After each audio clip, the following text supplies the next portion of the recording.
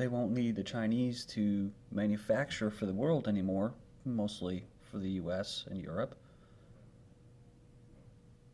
because we won't have credit available to us because we won't have jobs to pay off that debt. So the Chinese won't be needed as workers, and we won't be needed as buyers. That's why we are what?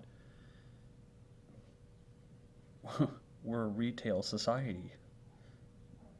That's why Edward Bernays was put there to do what he did. He had to create, they had to use psychology, mass psychology, and mass consumerism. I know I'm stating the obvious here, but I'm able to finish up my point now.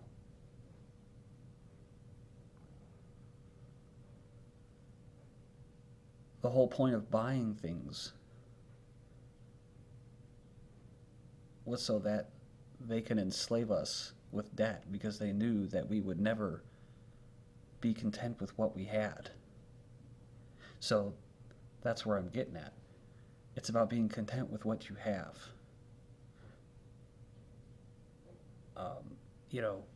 Talking about Russia in part one, there's probably scuffles within the elites about how much they want. But apparently, it seems to me that they want less for themselves. They seem more content with what they have than, say, the elites in Europe and North America.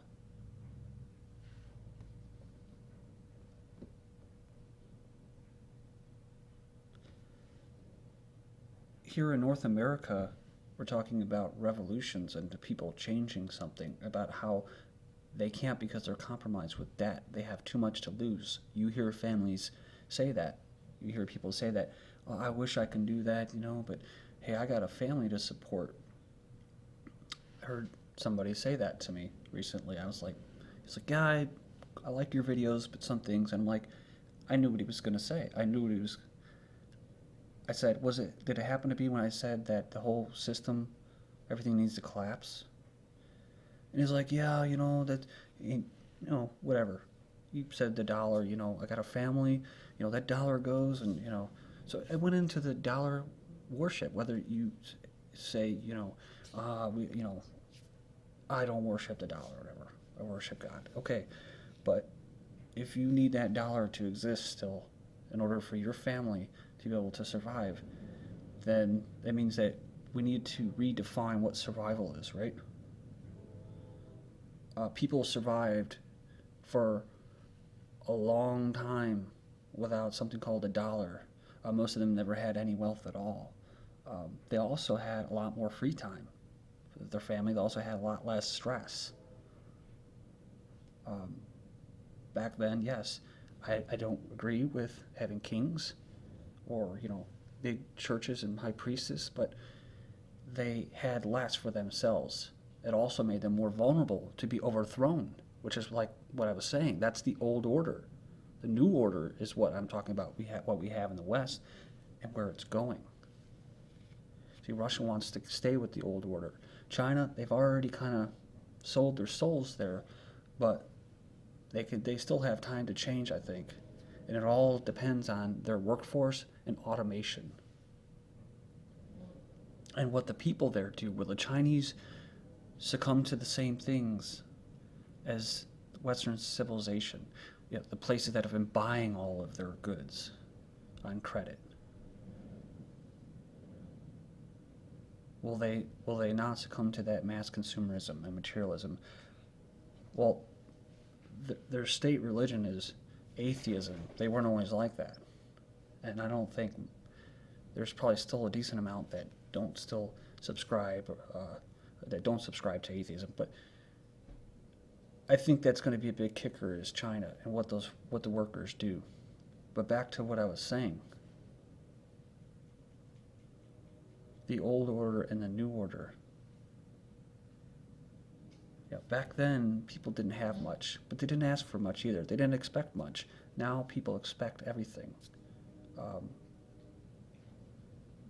They even expect change to come to them.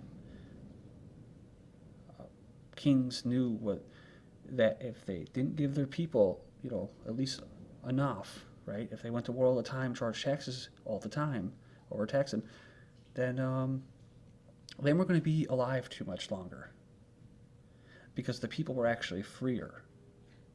We call them peasants and serfs, and we actually apply that to today, which is why we define the terms. Debt slave is a pretty good analogy, but it doesn't actually do it justice, because the slaves back then actually probably had more freedom than what we have today. You hear David Icke say the illusion of freedom. God bless him for just trumping that into masses of people, which is, what is it? The illusion, the prison bars, the invisible prison bars. That's a great analogy, because we do this to ourselves. People have to do what? This is about solutions. This second video. They have to want less, right? They have to redefine what their priorities are. You say, oh, it's my family. I gotta work and I gotta work and I work for my family, but you're not there for them, right? Like I said in the first part, we don't have family reunions anymore. I loved family reunions. So some of my best memories when I was a child was either family reunions or going with family up to Michigan and going to the lakes, jet skiing and not jet skiing, but sometimes that, but tubing and fishing. I mean, that was awesome. The family picnics, the old timers and young people and the middle agers, that was awesome because people did it voluntarily. I had most of my clothes were from, I'm not ashamed to say this, they were their hand-me-downs, Salvation Army, Goodwill. I rarely ever had brand new shoes. And when I got old enough, when I was like 12, I had my first, quote, job. I was earning money, right? And I started buying things, nicer things, newer things. But my point is that ever since then, I think that did a lot for me, because I don't expect too much. I'm content with what I have. It doesn't mean that everybody else has to, right? I don't blame the elites for everything, for all my problems, just like we shouldn't be blaming the elites for all of our problems. We need to want less just as much as those elites need to want less. I don't want elites at all, just like I told you. I don't want a government. I don't believe in police. I don't believe in organized spirituality like religion. Do I believe in afterlife? Yes. Do I believe in somewhat of a form of governance? Yes, but it's self-governance. It's direct democracy. It's people participating. It's people communicating with each other. And it sounds all pretty obvious. And I'm always rushing through videos, covering articles, so it's nice to be able to talk to you guys about this, because it's something that I've been feeling, and coming back to GGN, it just felt kind of hollow to just cover articles like I did before, and I didn't feel the same. I never afforded myself the time to be able to speak my thoughts slowly, without having to pause, record. And even lately, I couldn't even really vocalize my thoughts too much because I didn't know what to think. And just doing this video helps me think better, actually. It's kind of weird. But defining the terms and solutions, yeah, I think that's where most of us come to the end of the road, Yeah, it is kind of like a yin and the yang. The elites can learn from us, we can learn from the elites. And yeah, we just need to want less. We need to redefine our priorities. That said, you need to let people do things on a local level voluntarily. If you start seeing this big movement, this big protest sweeping across the country saying, grab arms, join us, fight or die, that type, right? Fight or die type mentality sweeping through your town as there's, quote, no economy because there's no dollar. Be wary of it. I wouldn't join it. That's the only time I'd be violent is, that would be looking out for your family. Would be like, well, I don't want to have anything to do with that. We just went through that. So that would be the best way you can help your families, to protect them from that type of shit, that type of mentality.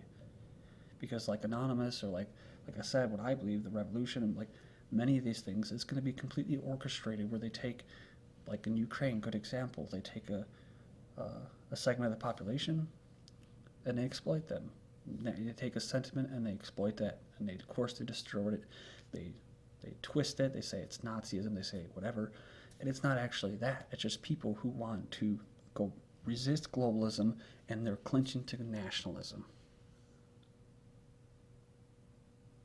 But they're not going to get nationalism. What they get an IMF debt. See, they're enslaved even more. It's kind of weird when you think that Russia was actually helping them be a little bit more free than what they had. Gazprom, yeah, monopoly, it sucks. Don't agree with any of that crap. But yeah, Ukraine, that's a big blow for the average Ukrainian. They did lose in the end. So if the nationalists did win, the best thing that they could do is to help free them from debt slavery, and then they could relinquish their power back to the people. That's the best thing that you can do. Not, politicians. They're going to represent you. These guys are getting paid well. They should get paid hardly anything if they are going to do that, if you believe in a republic or representative democracy. But ultimately, that's what it should go to, direct democracy. They've actually had that in some places. It was overswept. Actually, in World War II, in Greece, in Italy, in Spain, Catalonia is trying to separate. They say secession. They were functioning as what I was talking about, a direct democracy. It actually, in Russia, they actually had that. The Soviets, whatever. That wasn't what we call communism. That was authoritarianism. We need to redefine the terms. This was something that was co-opted from these people that were after the kings, before what we call democracy, hypercapitalism, consumerism, that's slavery. People were starting, they had an opportunity to decide what was going to happen in their life and their communities. They were communicating with each other. It was amazing. Italy, what'd they get? They got fucking Mussolini, pardon my French. In Germany, they got Hitler, Some good things happened, but it wasn't Hitler that did that. It was the German people.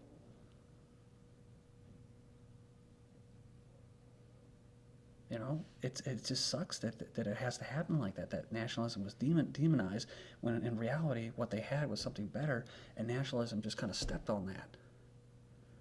And then we went right to globalism within 100 years. And in that little segment of time, people actually had some real freedom.